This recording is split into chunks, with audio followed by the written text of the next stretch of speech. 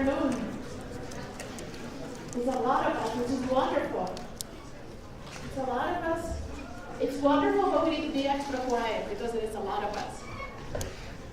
So let's get settled so we can start. Always important material to go through.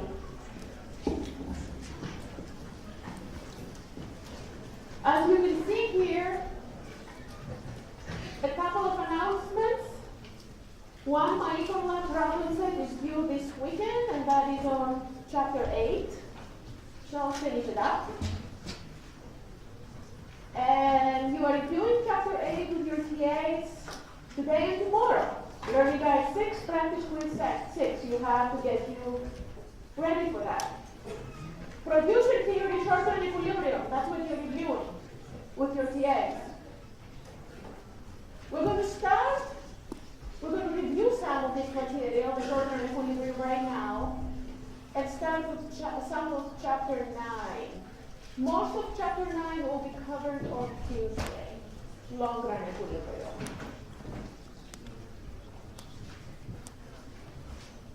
So we're going to start by reviewing the short-term equilibrium, break-even price, shutdown price are new things for us, so we're going to learn today.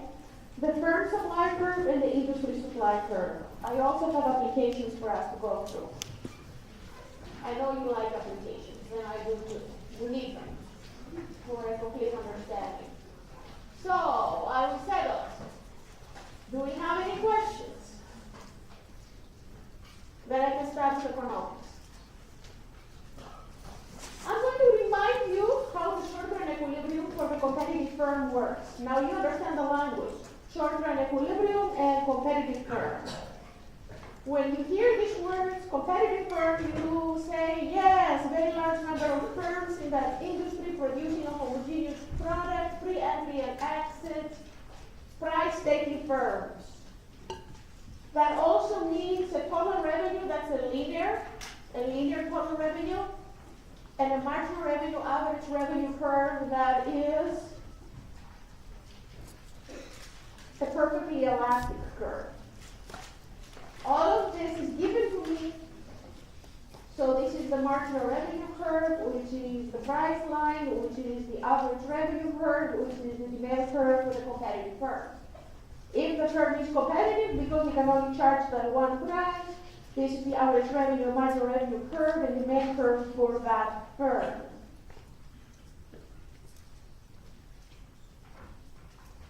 Also, this firm has cost curves, and we have to write now cost curves many times. We're going to bring in the most important one here for the short-run equilibrium, and that's the marginal cost curve. So how does the short-run equilibrium for the competitive firm work? Step number 1, we said last time, is to set marginal cost equal to the marginal revenue. That will give us the equilibrium quantity Q star that the firm should produce if the firm is a profit maximizing firm. There is one quantity that helps the firm, makes the firm maximize profits. So, if you set MC equals MR, that's the profit maximizing condition, by the way, for all market structures. After midterm 2, we're going to be looking at monopoly and oligopoly models. And this condition is always holding anytime we're interested in profit maximization. A firm maximizes profits always by setting MC equals to MR. Marginal cost equals to the marginal revenue. We said last time why. Because the firm is interested in maximizing profits. Profits are total revenue minus total cost.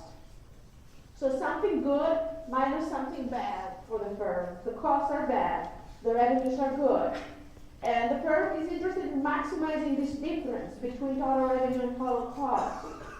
And if we look at these two curves, it is at their intersection when these profits can be maximized. Why? Because any quantity lower than Q star adds to the revenues more than it adds to the costs, since marginal revenue is above marginal cost, so it should be produced because it adds to the good stuff more than it adds to the bad stuff, if you're interested in profits. So produce the next one too, and produce the next one too, because marginal revenue is still higher than marginal cost.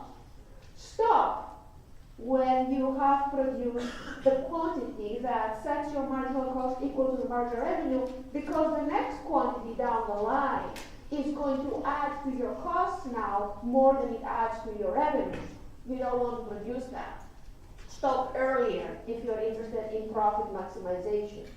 So profit maximization occurs when MC equals MR. That's a very, very important first point that we should never forget. We should understand, right? MC equals MR means profits are maximized. The competitive firm that is also profit maximizing firm will produce therefore this quantity Q star.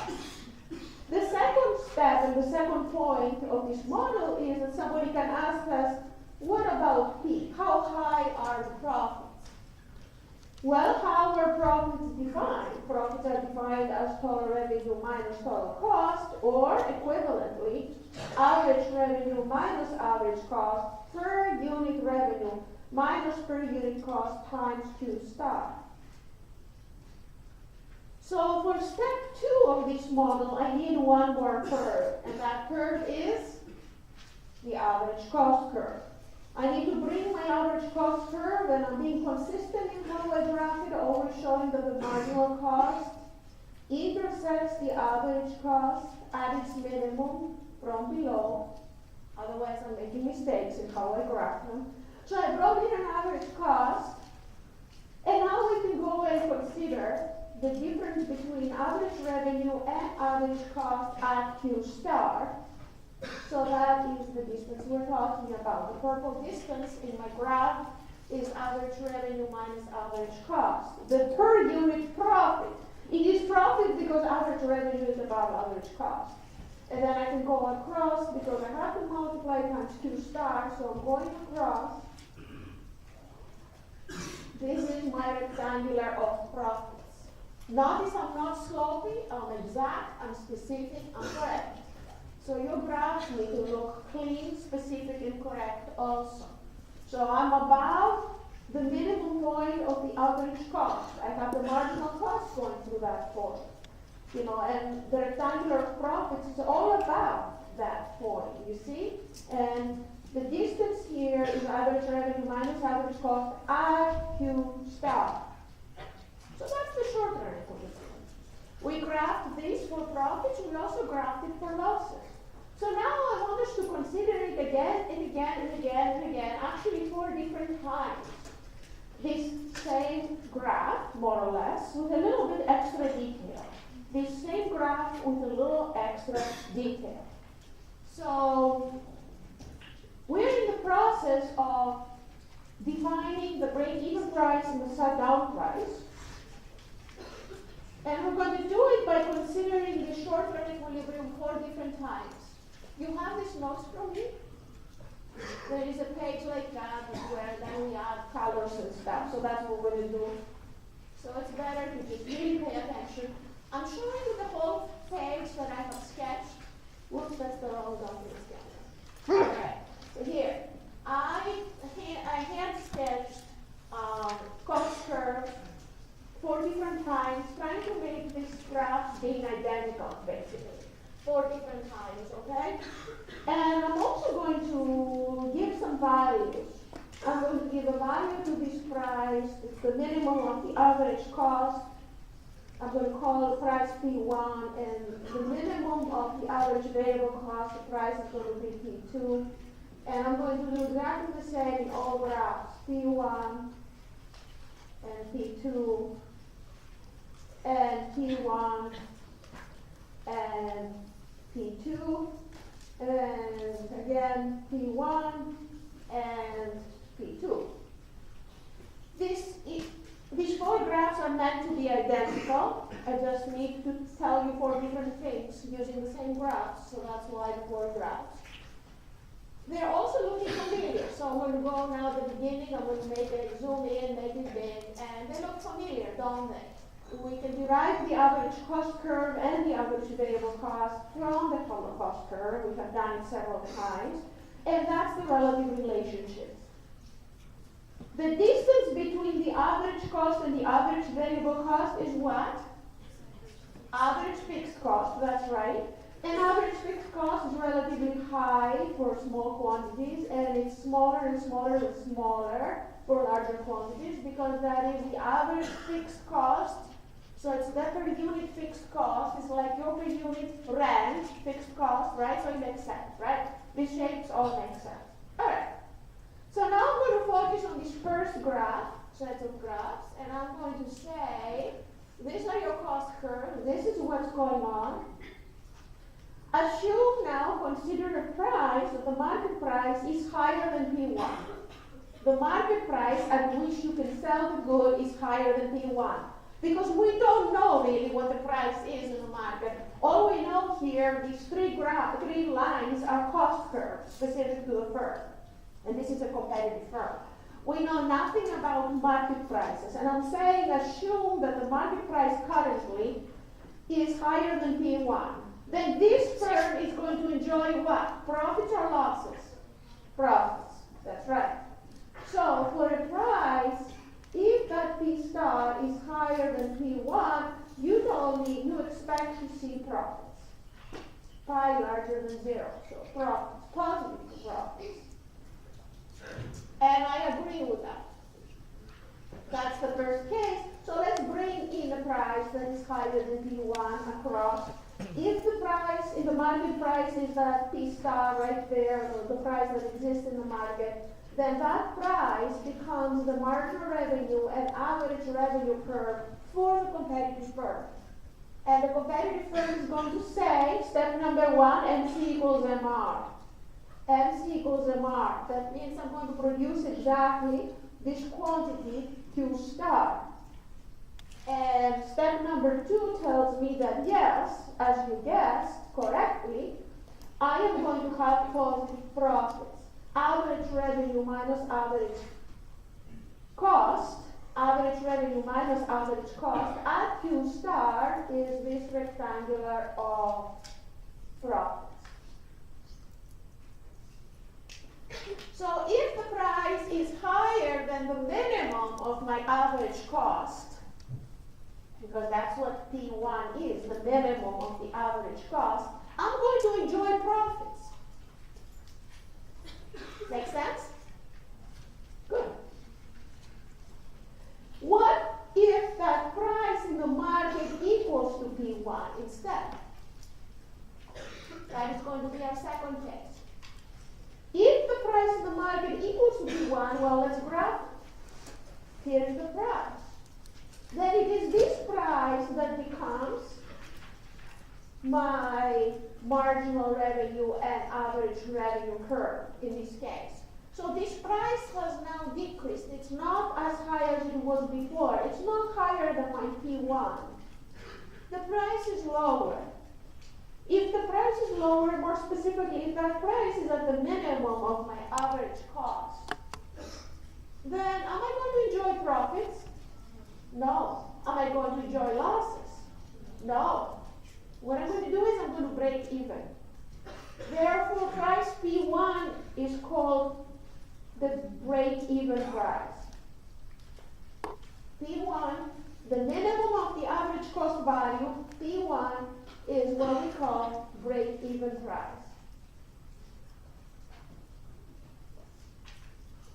What's going on here is that we're going to see that the average revenue value equals to the average cost.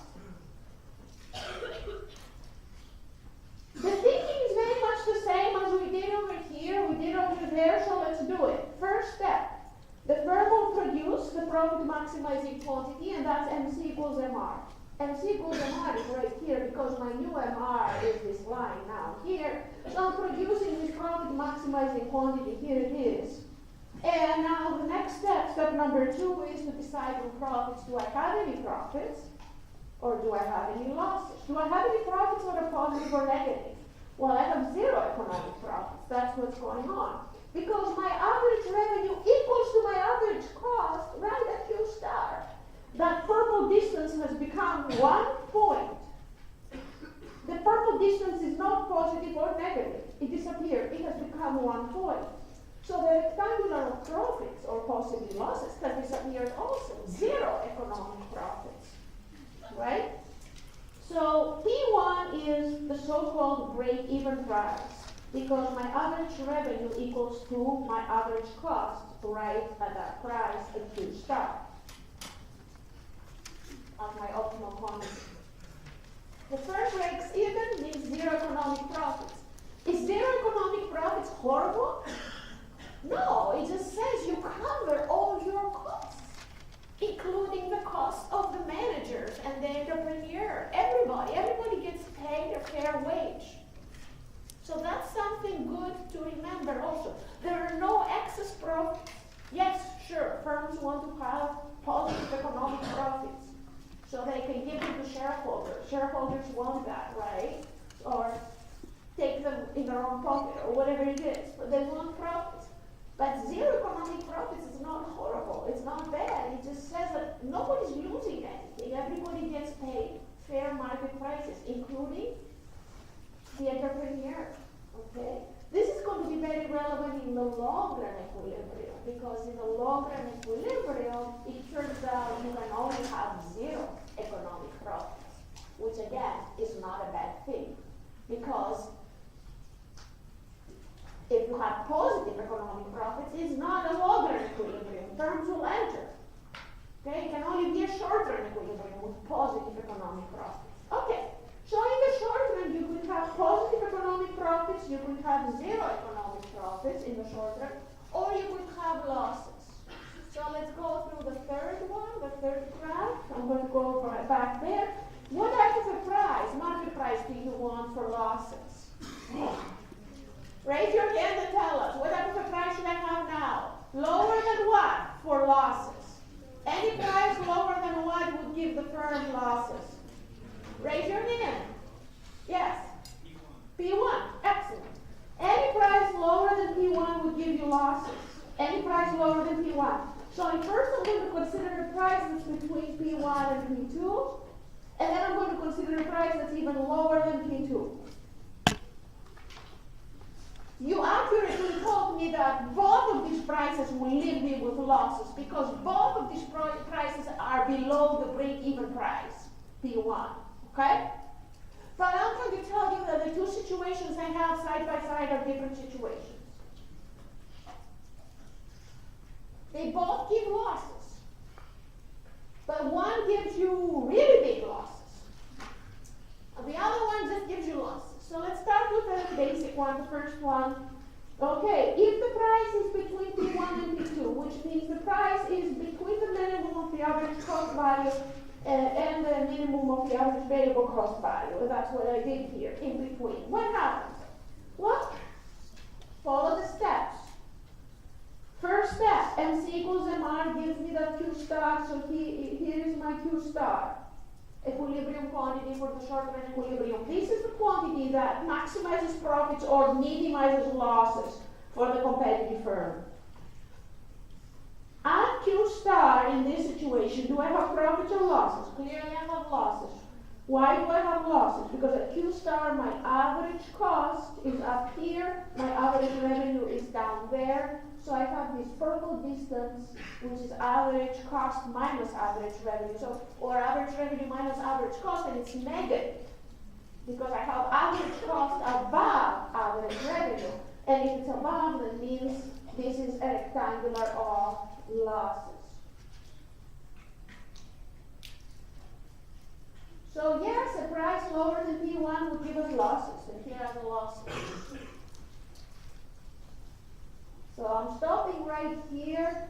The purple distance is average revenue minus average cost, but it's negative because average cost is above average revenue, and that's my rectangular of losses. Let me sketch the story over here. Okay, if this is the price, again, I didn't mark it. This is my average revenue, price, marginal revenue. This is my average revenue, price, marginal revenue. Okay. If this is my price instead, MC equals MR brings me to the equilibrium quantity Q star, and at Q star, of course, I have losses. I have an average cost value all the way up here, an average revenue value down here. Now the purple distance is even larger, and the rectangular of losses is also larger.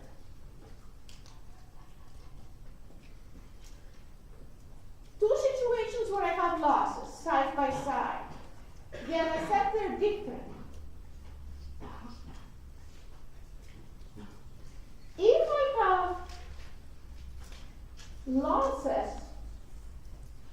that are not quite as high as all of my fixed costs, then it's better for me to continue produce. And this is the situation we have right here.